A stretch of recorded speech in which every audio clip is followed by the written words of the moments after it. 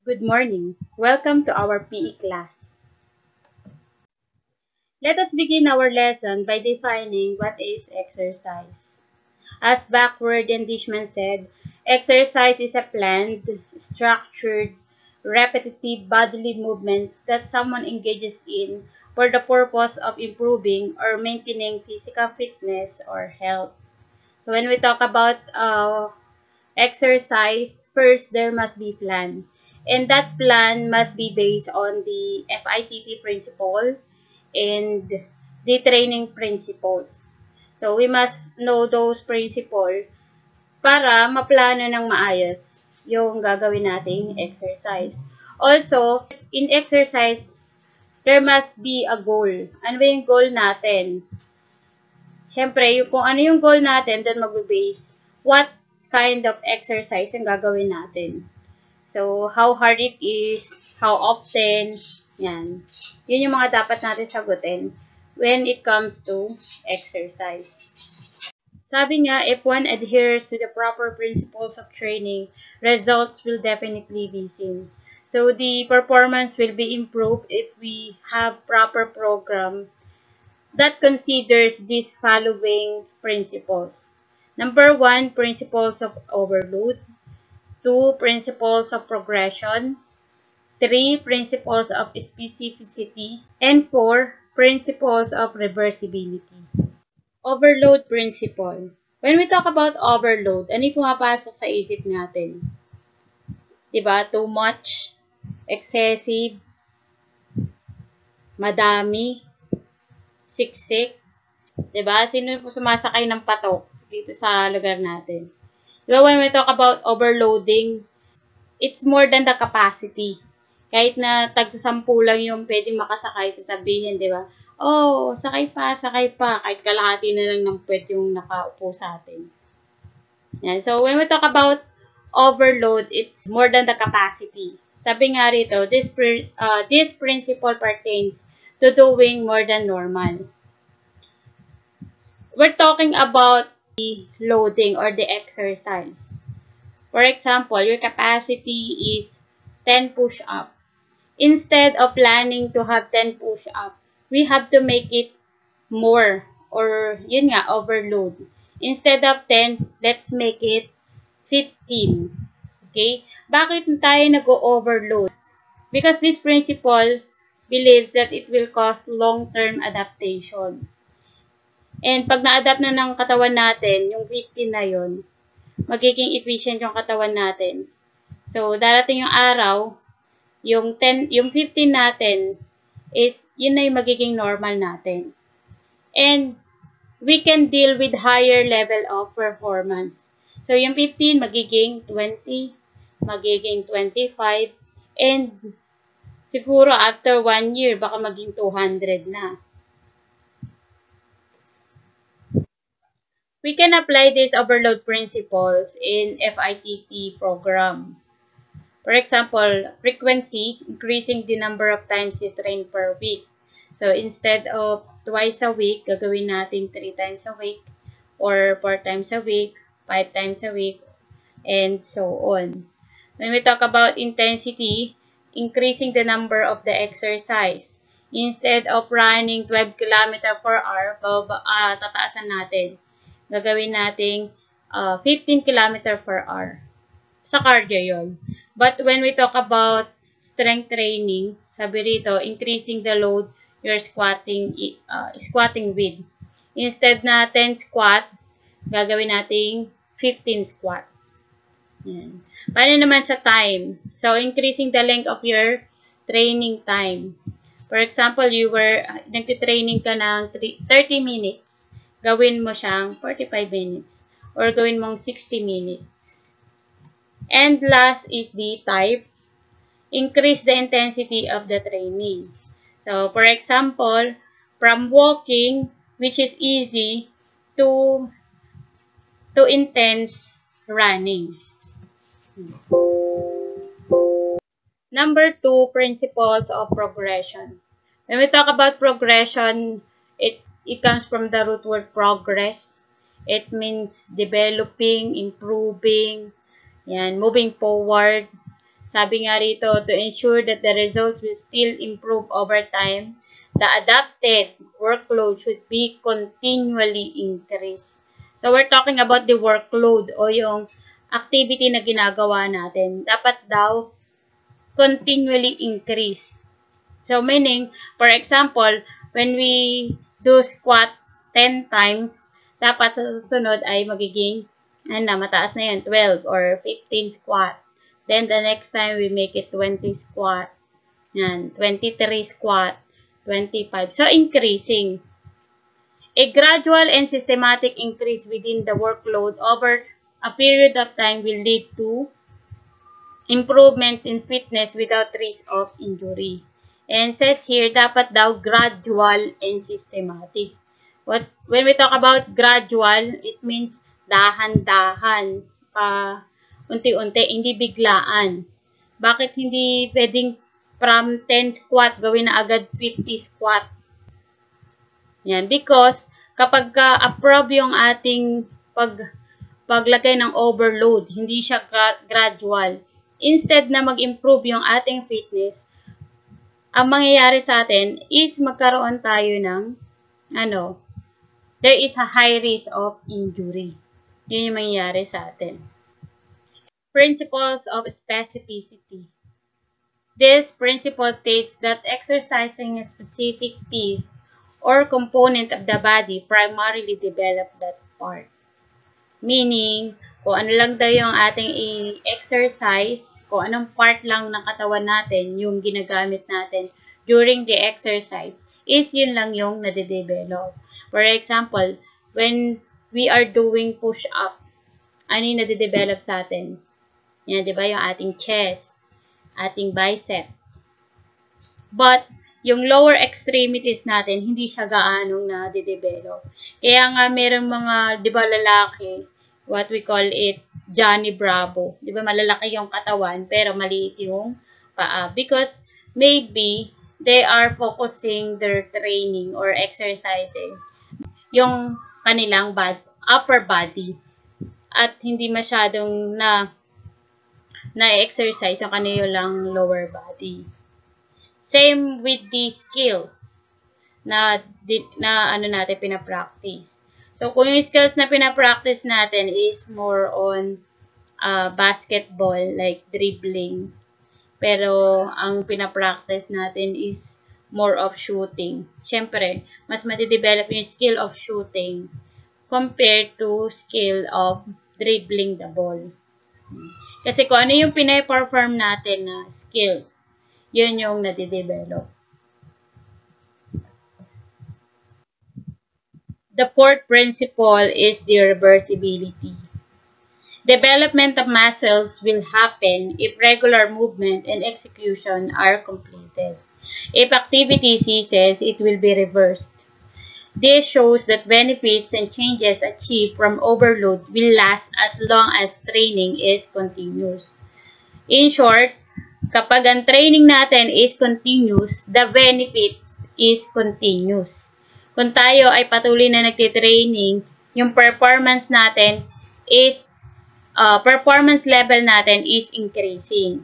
On the flip side, kapag ka naman tayo ay tumigil sa pag-training or tumigil sa pag-exercise, yung ating skills nung tayo ay hindi pa nagtitraining ay babalik sa dati. Okay? So, meaning kapag ka tayo ay tumigil sa pag-exercise, kahit pa tayo ay MVP player, so yung skills natin or yung level ng performance natin is back to level 1. It doesn't mean naman na babalik sa level 0.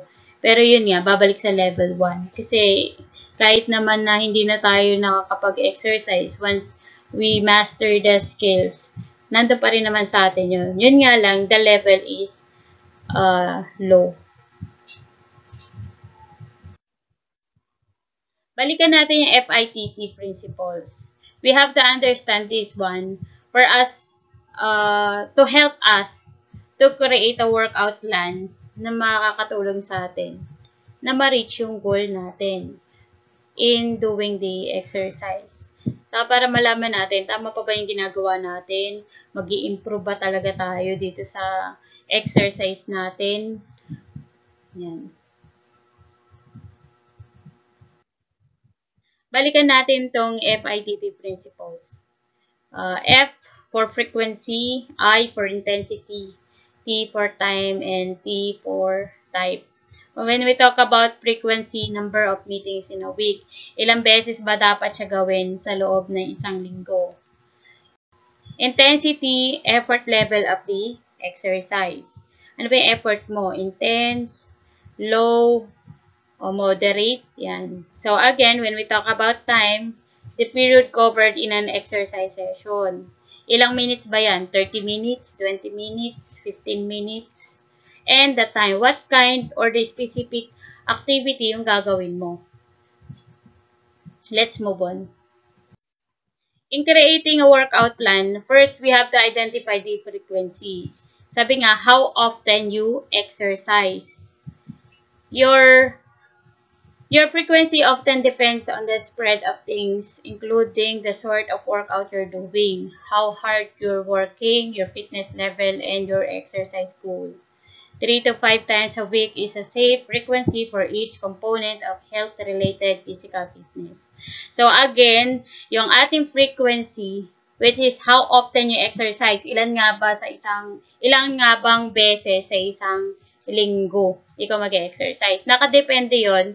Una, how hard you're working. Gaano ba kahirap yung exercise mo? Pangalawa, what is your exercise level? And the last one is, what is your exercise goal? So, sabi nga rito, 3 to 5 times a week is a safe frequency. Pero, sa sarili mo, kung ikaw ay magpaplano ng workout plan mo, saan ka ba talaga? Sa 3 times a week ka ba? Bakit mo gagawin 3 times a week? Ano yung dahilan mo? Or, bakit ikaw ay mag-exercise 5 times a week? Ano yung dahilan mo? There must be exact reason depending dun nga sa tatlong question natin kanina. Ano ba talaga yung specific day na dapat natin for the frequency? Ano nga ba yung recommended frequency for cardio and strength training? So it says here, the recommended days for moderate exercise is 5 or more days every week. Pero kung intense naman yung ating training o ating cardio, pwede natin siyang gawing 3 days every week para ma-improve yung ating health. But if your goal is to lose weight, you need up to 6 or more days. So, yung ating frequency nakadepende sa what is your level of fitness, what is your goal, and how hard you're going to train. With refers to strength training, it is suggested that the frequency is 2 to 3 non-consecutive days a week. So, when we talk about non-consecutive, dapat daw ay hindi magkasunod. So, if you have exercise ng Monday, so Tuesday, dapat hindi tayo magti-training. And mag-training tayo by Wednesday na or Thursday na. It should be 1 to 2 days between session. Yung ibig sabihin natin nga. If you are doing a split routine like upper body at some point and lower body. Intensity refers how hard you work during the physical activity period. Sabi nga rito, how hard. Ano ba yung effort mo nung ginagawa mo yung activity? Intensity is often measured in several ways, counting on the health-related component. For instance, monitoring pulse rate is a technique to measure intensity during aerobic endurance activities but gives no indication of intensity during flexibility exercises. Flexibility activities. So, by monitoring our pulse rate and computing our heart rate, malalaman natin how intense your training is. So, from sa mga susunod na araw, I will teach you how to compute your heart rate para malaman natin yung intensity ng activity. Meron pang isang way to measure the intensity is the perceived intensity. So, for example, you're going to rate yourself 1 to 10, gaano ka nahirapan. 10 is the intense and 1 is the, yun nga, easy lang.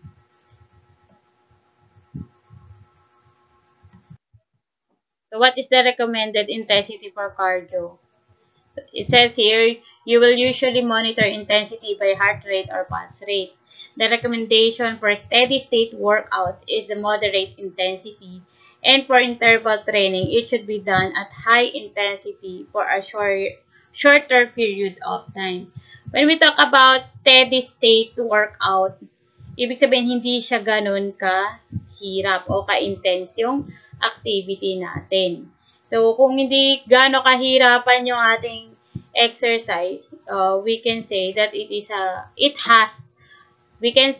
has moderate intensity.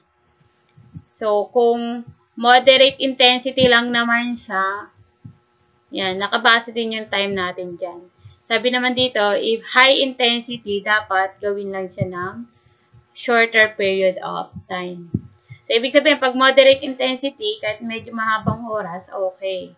Pag high intensity, yung oras natin must be shorter. Sa strength training naman, monitoring the intensity of strength training involves a special set of parameters. The intensity depends on the workload you are doing, the amount of weight you lift, and the number of repetition in sets. You can change the intensity based on your goal.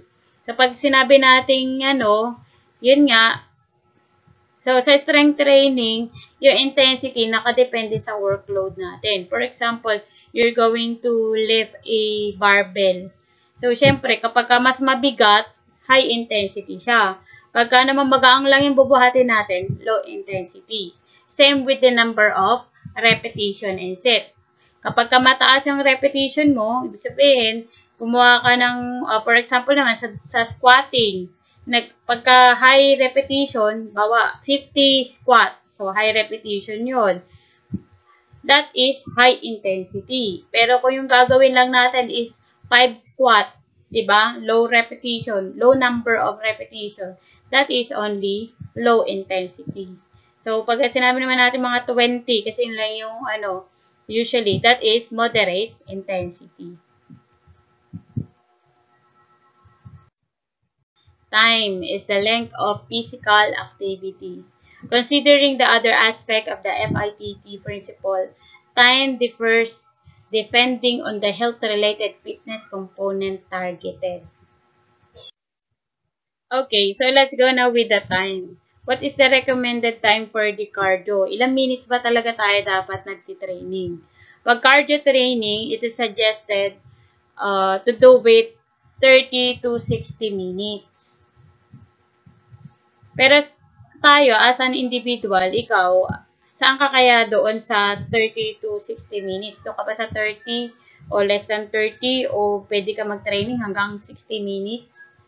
Yan. Kasi nakadepende yan whether yun nga, nakadepende sa level ng ating fitness. So, if you are a beginner, pwede tayo mag-start from 15 to 20 minutes. Kung ang gagawin naman natin training is steady-state cardio, gaano ba kahirap yung training mo? Kung ito ay steady-state cardio, ibig sabihin, moderate lang siya. So, we can make an exercise for 30 minutes up to 1 hour. Pero kung yung training mo or exercise mo is with high intensity, pwede tayo mag-exercise lang ng 20 to 30 minutes. So again, FITT principle is nakabase siya dun sa tatlo nating binabanggit kanina pa, which is how hard your training is, what is your fitness level.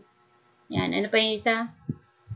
Okay, for strength training, how long you lift weights depends on the type of workout you're doing and on your schedule. For total body workout, you may take up to 1 hour, but a split routine may take less time before you're working for fewer muscle group. So, sabi nga rito, yung ating strength training could be done up to 1 hour. Pero dapat split routine. O ano ba yung ibig sabihin ng split routine? When we talk about split routine, for example, 'di ba? Strength training. Ang una mong ginawa is push up. Ba, 10 push up.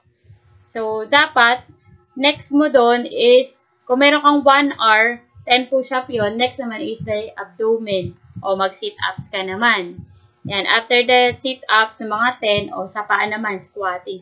Ibig sabihin, hindi naka-focus doon sa specific part ng katawan natin. Kasi imagine yourself, ano mangyayari sa atin kung tayo ay magpo-push up ng 1 oras. Di ba masyadong yung katawan natin, mapupwersa yung upper body natin. So, dapat meron tayong split routine during the strength training. Okay, so the last one is the type. Refers to the definite physical activity selected to improve a component of health-related fitness. When we talk about definite physical activities, ano ba talaga yung specific activity na gusto mong gawin? So, dapat that definite physical activity must be based on your target na i-improve. For example, ang gusto mong ma-improve is yung cardio mo, which is yung heart and lungs mo. Gusto mong hindi ka madaling hingalin. So, anong definite activity yung dapat mong gawin? Of course, yan napapasok yung jogging, running, swimming, because those activity improves your cardio. Kung gusto mo na magkaroon ka ng malaking katawan, like mga lalaki, 'di ba? Gusto nila macho sila. So ano yung gagawin nila mga exercise? Syempre, push up, yan, dumbbell, yan, para lumaki yung kanilang muscle sa upper body. So yun yung target nila. So these are the exercises type for cardio and strength training. So ano ba yung mga example ng cardio? Diyan papasok yung dancing, running, walking, jogging, and cycling. And maraming pang iba, like Zumba, yan, aerobic dance, diyan din yan papasok. For the strength training, example is using the machine or resistance like dumbbell, barbells, and many more, na more on the muscle. Part of an exercise program. There are 3 parts of an exercise program or the 3 components. First, warm up, then exercise load, and last is the cool down. Exercise program or session must begin with the warm up. A warm up is essential prior to actual workload as it prepares the body for more strenuous activity. It increases the blood flow to the working muscles without an abrupt increase in lactic acid accumulation. Warm-up is important because it prepares our body. If our body is prepared, the risk of having injury is lessened. Ibig sabihin, nakakatulong ang warm-up para hindi tayo magkaroon ng injury in doing the exercise load or the workload. Example of warm-up is stretching. Stretching is a light to moderate intensity exercises, kaya naman maganda siya as a warm-up. Next is the exercise load or the workload. It is the program activity that would stimulate beneficial adaptations when performed regularly. Dito sa exercise load, nakapaloob yung definite physical activity na gagawin natin in our session. Siyempre, that definite physical activity is based on our goal. For example, ang goal natin is maging healthy tayo, lumakas yung ating heart and lungs. Of course, we're going to focus our definite physical activity in cardio. Ano yung mga yon? Like jogging, running, dancing, and many more. Pero kung strength training yung ating goal, syempre, makikita sa definite physical activity natin or the push-ups, squats, sit-ups, curl-up, or mga weight exercises like dumbbells,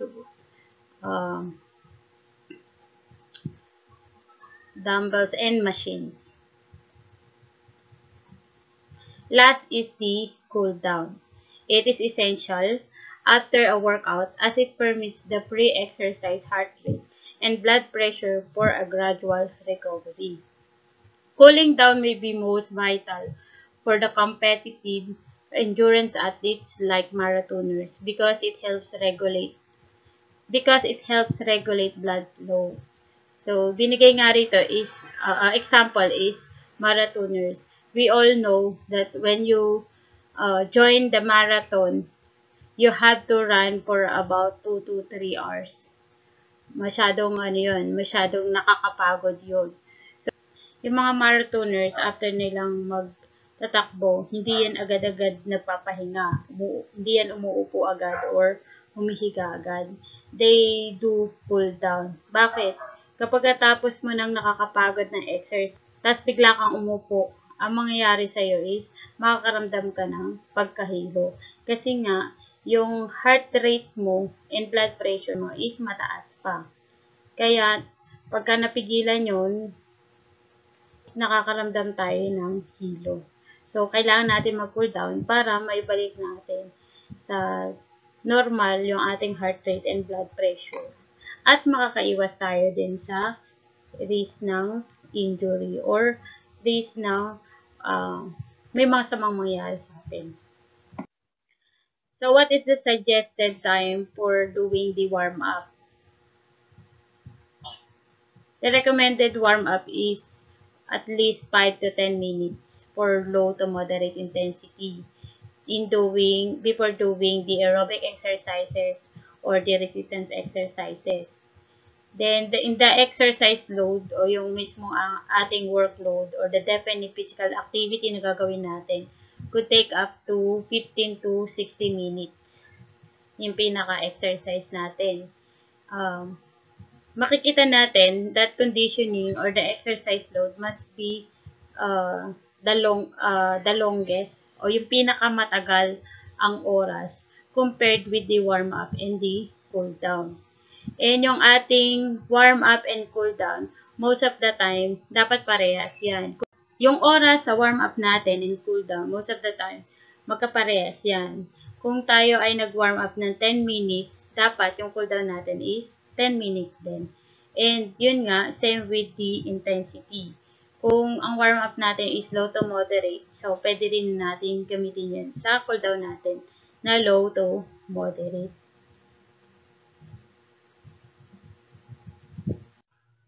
Ayan, dyan po nagtatapos ang ating maiksing lesson. I hope na may natutunan kayo. So, kung meron kayong tanong, pwede kayong mag-comment para masagot natin during our class. And please review para sa ating mga susunod na topics and assignments.